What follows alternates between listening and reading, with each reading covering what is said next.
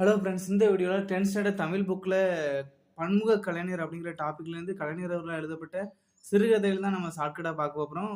ரொம்ப ஷார்ட்கட்டில் ஒரு குட்டி ஸ்டோரி சொல்லுவேன். ஜஸ்ட் ஒரு ஸ்டோரியாக நினச்சிடுங்க. நலாயினி, சித்தார்த்தன் சிலை, சந்தன கிண்ணம், தாய்மை, புகழேந்தி, அணில் குஞ்சு. இதுதான் கலைஞர் அவர்களால் எழுதப்பட்ட சிறுகதைகள். புகழேந்தி என்ன பண்ணுறாரு அப்படின்னா, நலாயினியோட கன்னத்தை சந்தன கிண்ணம் மாதிரி இருக்குது, உன்னோட கண்ணு சந்தன கிண்ணம் மாதிரி இருக்குது அப்படின்னு சொல்லிட்டு வர்ணிக்கிறாரு. 2 பேருமே லவ் பண்றாங்க.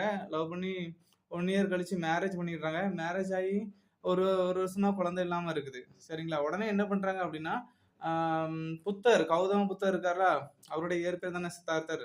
ஸோ அவரை போய் வழிபடுறாங்க. வழிபட்ட 1 வருஷம் கழிச்சு தாய்மை அடைஞ்சிடுறாங்க. சரிங்களா? தாய்மை அடைஞ்சு அணில் குஞ்சு மாதிரி ஒரு அழகான ஆண் குழந்தைய வந்து பெத்து எடுத்துடுறாங்க. இதுதான் அந்த குட்டி ஸ்டோரி ஃப்ரெண்ட்ஸ். இது வந்து அவரால் எழுதப்பட்ட சிறுகதைக்கு உண்டான shortcut. Thank you so much.